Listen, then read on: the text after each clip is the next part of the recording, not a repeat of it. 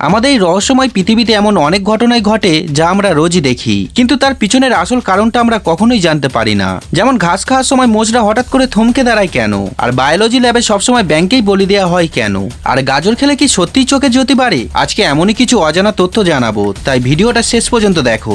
Number 1, আচ্ছা কখনো কি খেয়াল করে দেখেছো মোষরা যখন মাঠে শান্তিতে ঘাস খায় তখন হঠাৎ করেই চিবানো বন্ধ করে একদম সোজা হয়ে দাঁড়িয়ে পড়ে, আর এমন ভাবে চারপাশে তাকায় যেন মনে হয় সে কোনো ভুল কাজ করে ফেলেছে।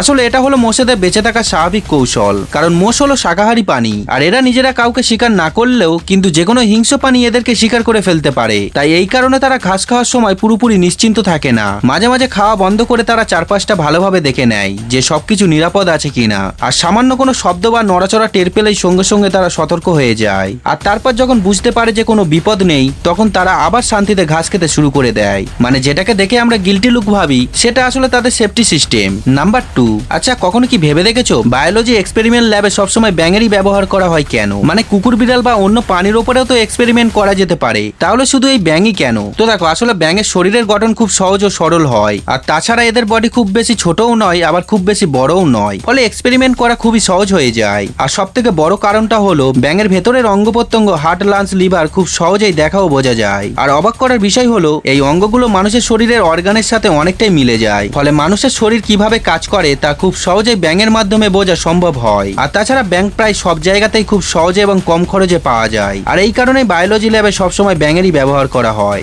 নাম্বার 3, দেখো ছোটবেলা থেকে আমরা প্রায় সবাই একটা কথা শুনে এসেছি যে বেশি করে গাজর খেলে নাকি চোখের দৃষ্টিশক্তি বেড়ে যায়, কিন্তু জানো কি এই কথাটা পুরোপুরি সত্যি নয়। আসলে দ্বিতীয় বিশ্বযুদ্ধের সময় ব্রিটিশরা ইচ্ছে করেই এই গুজবটা ছড়িয়ে দিয়েছিল। আসলে দ্বিতীয় বিশ্বযুদ্ধের সময় ব্রিটিশ আর্মিরা রাতের অন্ধকারে এত নিখুঁতভাবে জার্মান শত্রুদের উপর আক্রমণ করছিল যে হিটলারের বাহিনী বা অন্য দেশগুলি বুঝতেই পারছিল না যে তারা এত নিখুঁতভাবে অন্ধকারে কিভাবে অ্যাটাক করছে। তখন ব্রিটিশরা নিজেদের আসল প্রযুক্তি লুকিয়ে রাখার জন্য দুনিয়া জুড়ে একটা মিথ্যে গল্প ছড়িয়ে দেয় যে তাদের পাইলটরা প্রচুর পরিমাণে গাজর খায়, যার কারণে তাদের দৃষ্টিশক্তি অনেক বেশি বেড়ে গেছে। কিন্তু আসল সত্যিটা সম্পূর্ণই আলাদা। আসলে তখন ব্রিটিশদের কাছে এক গোপন আধুনিক রাডার টেকনোলজি ছিল, যার সাহায্যে তারা ঘুটঘুটে অন্ধকারেও শত্রুদের নিখুঁতভাবে ডিটেক্ট করতে পারত। তারা নিজেদের এই সিক্রেট রাডার টেকনোলজিকে গোপন রাখতেই এই গুজবটা ছড়িয়েছিল, যা আজ পর্যন্ত মানুষ সত্যি বলে বিশ্বাস করে আসছে। নাম্বার 4, একবার ভেবে দেখো তো তোমার পকেটের ফোন দিয়েই যদি ঘরের দেওয়ালে সিনেমা হলের মতো বড় স্ক্রিনে মুভি দেখা যেত তাহলে কেমন হতো? শুনতে অবাক লাগলেও আজ থেকে প্রায় 14 বছর আগে এমন ফোন তৈরি হয়েছিল। 2012 সালে স্যামসাং কোম্পানি বাজারে নিয়ে আসে একটা ইউনিক স্মার্টফোন যার নাম ছিল স্যামসাং গ্যালাক্সি বিম। এই ফোনটির ভেতরে লাগানো ছিল একটি শক্তিশালী প্রজেক্টর লাইট, ফলে ঘরের সাদা দেওয়াল বা পর্দায় ফোনের আলো ফেললেই প্রায় 50 ইঞ্চি বড় স্ক্রিন তৈরি হয়ে যেত, আর ঘরে বসেই ঠিক সিনেমা হলের মতো মুভি দেখার মজাও নেওয়া যেত।